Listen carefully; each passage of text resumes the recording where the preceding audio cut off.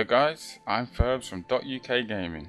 With a couple of the new MMOs on the horizon, such as Star Wars The Old Republic and Guild Wars 2, I thought it would be a good idea to look at the Razer's MMO mouse, the Razer Naga.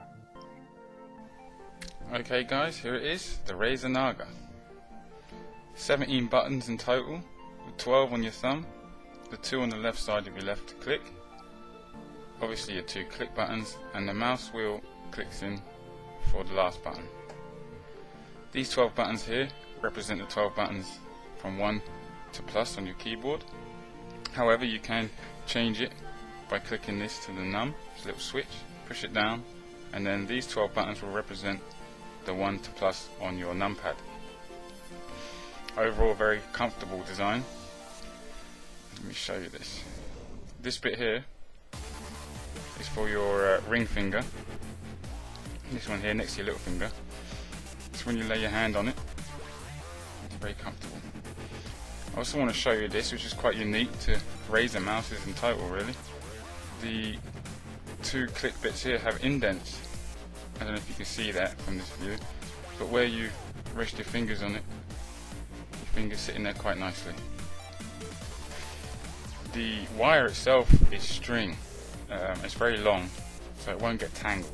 Although it seems cheap to have a string as a wire, it's very good, believe it or not. There's nothing worse than getting tangled wires, believe me. As you can see, it will show up in a minute. The Razer logo flashing on and off. I'm surprised it hasn't been burnt into my palm yet. Very smooth surface, as you can see. The foot of the mouse, it hasn't got separate feet. I don't know if you can see this, it's quite slick. It's got one whole foot going around. I've had this mouse since November last year and this foot is still here and it's doing very well. Hardly any wear and tear on this mouse at all, and I've been using it for lots of things, MMOs, FPS, all sorts. I recommend it highly. It's got like a matte finish on the top, the shiny side. As for the buttons, although it can be daunting for your thumb to figure out the 12 different buttons, you do get with the Razer Naga package raised stickers which you can place on any of these buttons, so you can train yourself what buttons where. You do get a leaflet in the packaging to give you tips and hints on that. I did use them myself for about 6 months. After taking them off, it hasn't done any damage to the number pad itself at all. Overall, very comfortable mouse. Before we take a brief look at the software, I'd just like to mention that I'm currently using the Razer Naga with the Razer Specs mouse mat, and I'd just like to say that them two really do complement each other really well. Okay, you're going to want to make sure that your mouse drivers are up to date. You can do that by visiting the Razer website. If you're in the UK like me, make sure it says UK in the location.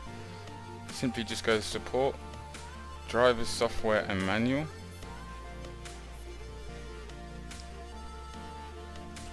And then you want to go to Razer mice products.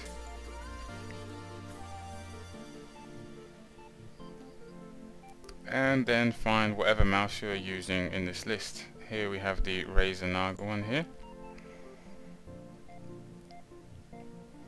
And here you can download the drivers. You can also download the master guides. My guide that I got with my mouse was out of date for the software that come with it, so if you have the same issue when you get yours, just hit this website and get your master guide from here.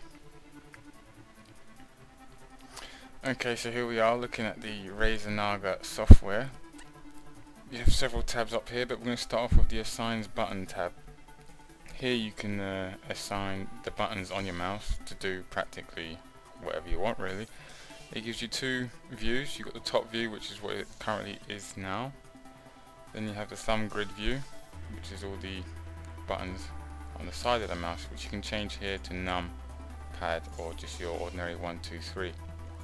I'll go back to the top view here and show you some examples of the things you can change them to. Some important ones here are going to be sensitivity stage up, which will increase your DPI stage, or sensitivity stage down, which will decrease your DPI stage. Another important one here is on the fly sensitivity.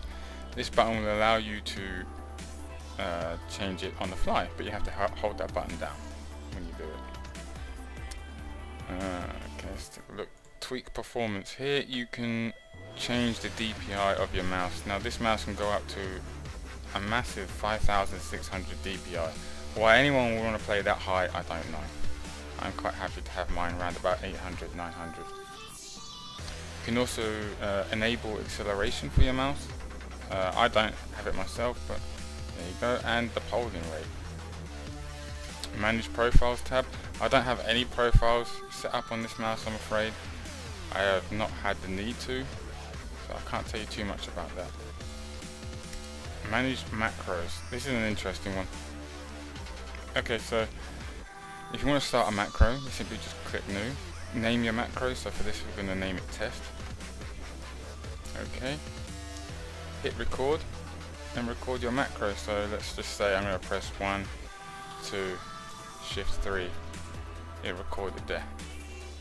Hit the stop button to stop, and then you can go back to your signs buttons tab, and now when you go to macro, click that and you'll see test. This will assign that button to that macro. It's more handy I think for the thumb grid, so we'll go for the thumb grid, and you can do it there.